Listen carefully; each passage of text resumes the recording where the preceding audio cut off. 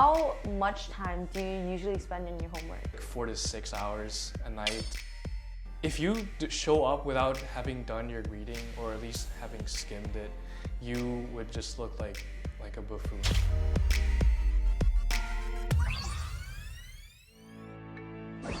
Sawadika! Hi everyone! Welcome back to another episode of Thrive, where we meet educationally successful Thai students and learn about how they climb their way up to the top.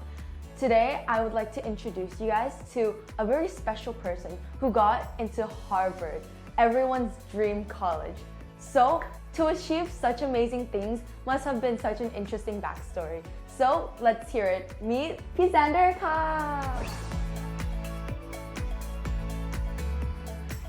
So congratulations on your acceptance to Harvard, and thank you so much for joining us in the interview today.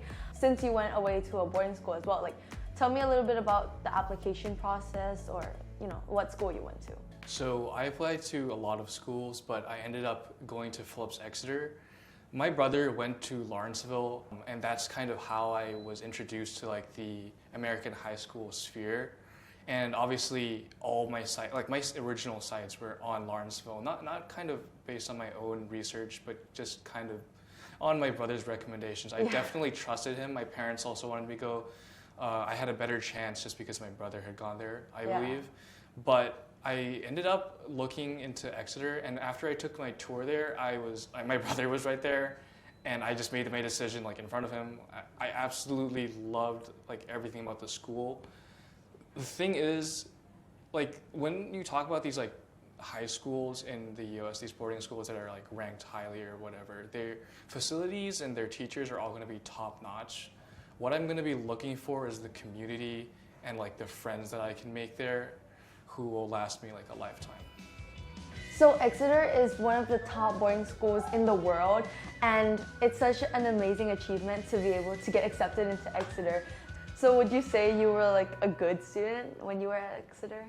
I think it was a progression graph, because I was a terrible freshman. I was not in the sense that my grades weren't even stellar back then, but they were fine. But the real problem was that I just was not adjusted to the Exeter kind of how they operated. So they used this system called Harkness, where you kind of the classes are small. You sit around this one table, and you guys and everyone. And honestly, the teacher doesn't really speak. It's mainly the students almost teaching each other after learning about after taking some homework, after doing a reading, we would come and discuss it in class. It was very much something we value about the school that makes it different.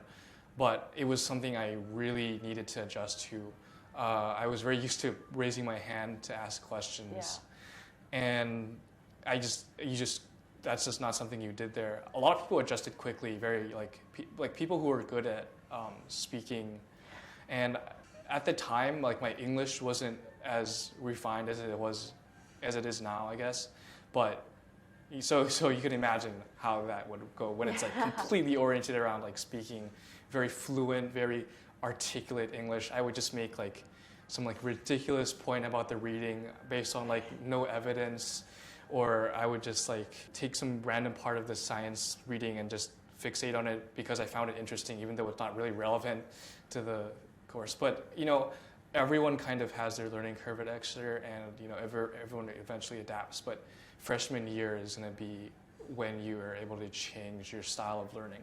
Yeah. What about grade 10? Yeah, past freshman year, Exeter you need to do your homework. If you show up without having done your reading or at least having skimmed it, you would just look like a buffoon. And you just sit there what is going on? You can kind of tell when somebody hasn't done their reading, and they're kind of spitballing. They're just kind of on the go. They're just yeah, this is my vague statement about this character's personality, because in a few chapters ago, he was kind of like this. And you can tell. And if you don't do the written portion, that's even worse, because you go over homework in class. So since Harkness is mainly based around you doing your homework and then sharing about it, how much time do you usually spend in your homework? Yeah, Exeter's pretty tough there. I think that's what a lot of people talk about, the workload. It's like, honestly, in the beginning it was like 4 to 6 hours a night. But that was because I was a freshman and I was terrible at managing my time. And I was constantly distracted by my friends and we would play a lot of Minecraft. But, eventually I was able to cut that down. Honestly, like the workload should not be around that length. It's more like 3 to 4. That later on I was able to narrow it down to 2 to 3. Yeah, it just became like how efficient you were at work, how little you procrastinated. It's manageable, but it is definitely still tough and definitely probably one of the highest workloads, especially depending on the class. Some classes will give you many hours of homework, many projects, many tests, exams, quizzes that you have to prepare for. And a lot of them overlap. And especially during senior year when I had applications due, I had some days that were tests, multiple tests and applications due at the same time. So, it's not easy, but it's something that you adjust to. I actually went to visit Exeter once with one of my friends. We went to just go to a bunch of schools and then we stopped at Exeter, which was his final destination because he got accepted to Exeter. So we walked around the campus, we looked at all the buildings, and the facilities are amazing there. So how did you put the facilities to use? So one thing that was interesting that I feel like I underutilized at our school is this place in the science building called the design lab. You kind of have this space where kids are just tinkering, just building. There's 3D printers, robots everywhere, and had to move it out because the teachers got mad at him. These two guys, one created an electric skateboard, one created an electric scooter. One time, so I use a longboard to get around campus. Yeah. Some of my friends use one of my friends uses a penny board, one uses bike, another uses also a longboard. And then so we all took we took this really long rope. We all held onto it. Guy in the front was the electric skateboard. He did not, because he built it. He can put any speed limitations he wants, right? So we went pretty fast on that. I'm not gonna lie. Obviously, it wasn't during when a lot of people were out.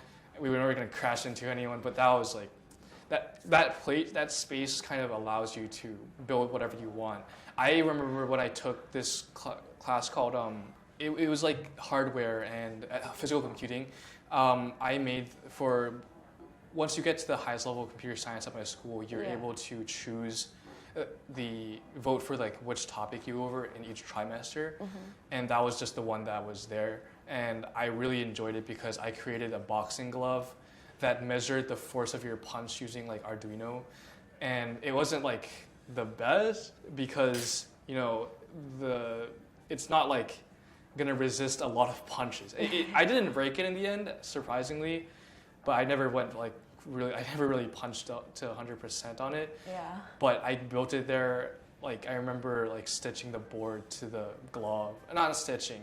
I used Velcro tape kind of, because the boxing glove, the strap actually already had Velcro. So that's kind of how I attached the board. And then I had to use a lot of tape for the actual sensors, and yeah, that was a really fun experience. The science facility is really great, and the athletics complex is really good as well. I use that to its maximum potential. We have 2 gyms. When one was full, I would just go to the other. The Exeter facilities are definitely one of the highlights. So tell me about your athletic life. What sports did you do, and did you go gymming on your free time as well? Right now I do judo, I do kickboxing, MMA, that kind of thing. I did taekwondo before I came to Exeter. I was a black belt, I think, by my freshman year.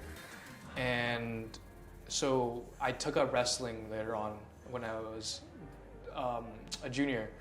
And we had an in-school tournament just because COVID. And I found that really fun. I was so enthusiastic to actually go in and wrestle. But then like I won my first one, and then I was like, before that I was like, I'm gonna do multiple matches, and I won the first one, and I was so exhausted. I was just like drenched in sweat. It was like 7 or 5, like it was not a long time, but I was like so exhausted that I just got ahead in points and then started stalling by just hanging on to them for dear life. And I just stalled and won. Did you take any advantages of like the arts, or did you just never touch them? I used to do a lot of video production, and so I took the film course. Actually, videos I mainly did for all my other classes as my final project. I did all sorts of documentary style videos. I remember during my class about the Holocaust, I did a documentary about this artist who made paintings that kind of like expressive. He wasn't in the Holocaust, but he has this kind of style of like this kind of like dystopian style that kind of like his trauma probably seeped into this kind of not something I speculated on, not something I wanted. Like I said, it was like, oh, this is definitely what happened, but you know, he was in one of the cities where a lot of awful things happened. I made a documentary about his style and like the influences of his like his history on his art. Yeah.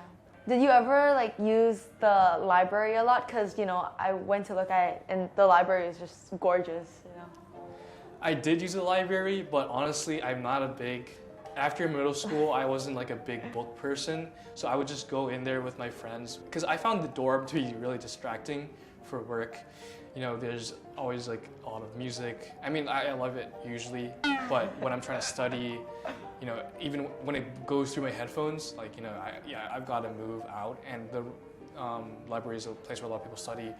Obviously, for some reports, you need to actually have physical citations, so you do go to the library to look at books and read, but mainly I tried to stick to online resources, and I used the library more for, I used my laptop there, not reading books, but it was a nice facility.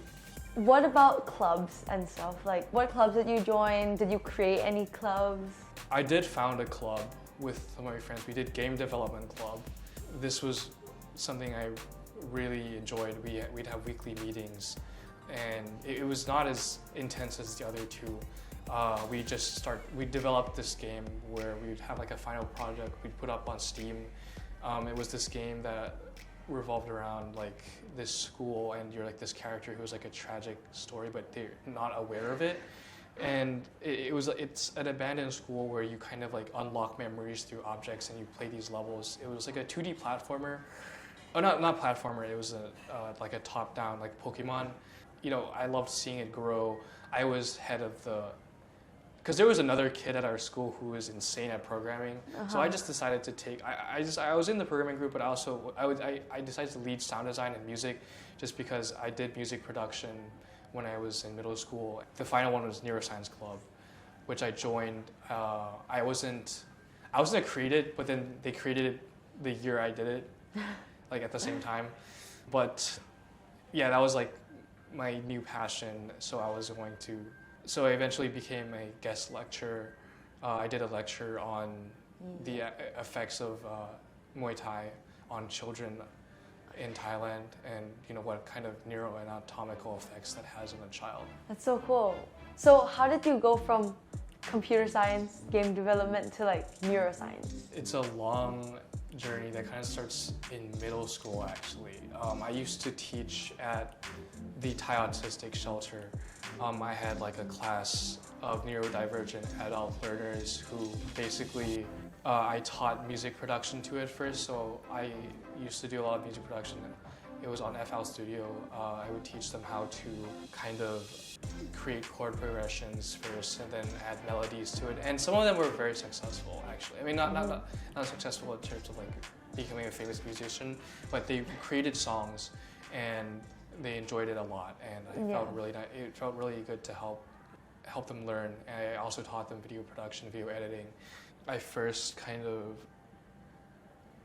crossed the bridge between like technology and kind of like mental health, or not mental health specifically, but developmental disorders. So like autism, Asperger's syndrome, Down syndrome.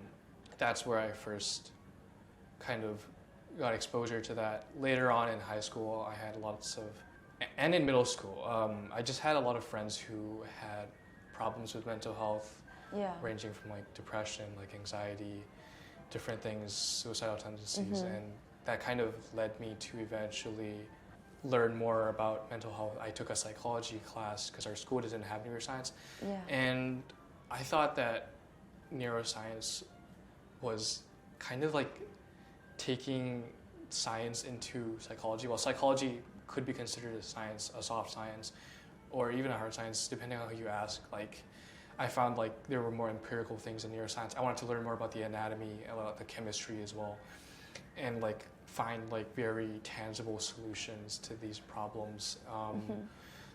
And there's a lot of overlap with computer science actually. Like when you, something I want to learn in the future is creating like bionic limbs. Like that's really cool. It's like that connects you with your brain. People even have using like electrodes to check waves to see, to like have people who are paralyzed type even though they can't move. They're just using their brain to do it. I think their brain is like a really powerful organ, and I think that using technology with it can lead to a lot of great things. But of course, like I'm interested in a lot of other fields of neurosciences too. That's just computational neuroscience, which I have an interest in because I have a computer science background. But you know, I'll explore it in university further. I'll explore it further there. So is that like your university major? Yeah, that was my major for every school I applied to besides Columbia, which I applied for engineering. But yeah, for like Harvard and every other school I did neuroscience. So as we see from P. Sanders' stories that, you know, Exeter, it just doesn't only provide you with academics, but also the facilities and the clubs that you're interested in. You can do whatever you want at Exeter. And, you know, it's just time management. You learn so many things from Exeter. You find your interest at Exeter. And, you know, it's just a great place to find yourself and to be in overall, right? Yeah. For sure. So what do you think you got out from Exeter, or what are you grateful for in Exeter? I think I'm going to repeat myself here, but one of the most important things about Exeter is the community. Like without the community, Exeter is able to garner, you wouldn't have like the functionality of Harkness, because if you took a bunch of people who were from like the same town, same district, and they had the same experiences, they had the same background, same interests, you put them in a room, they're not going to really produce as much as a classroom, like a Harkness classroom that has like a wide range of people from all over the world who are able to give anecdotes as well as to, or just have their personal experience kind of influence how they view things. I think that like one of the most important things I gained from Exeter was my closest friends. A lot of them helped me discover who I was. I've helped a lot of them find who they were, and it's, you know, Exeter is a tough place, and you will forge strong connections through such a tough place.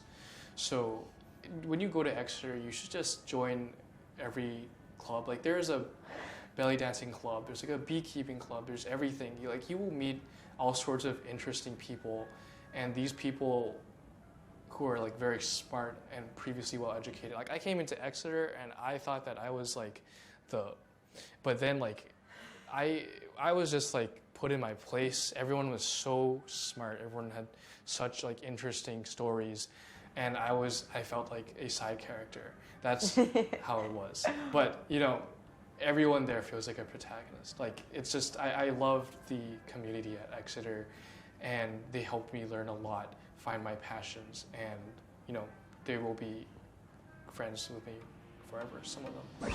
From talking to Xander in this episode, we saw his determination and passion growing throughout high school. With a great environment, great friends, and a school fit for him, Xander has grown a lot and found his passions. But of course, it doesn't end there, as the next episode unlocks all the challenges Xander overcame in his junior and senior year to finally reach his and everyone's dream university, Harvard. Stay tuned to find out more. See you in the next episode. Special thanks to Nabeso Premium Shabu Restaurant for having us and also letting us conduct the interview there. Thank you so much. You guys can go check it out as well. One of the best premium shabu restaurants out there. ถ้าชอบคลิปนี้อย่าลืมกดไลค์กดแชร์และกด subscribe ด้วยนะคะ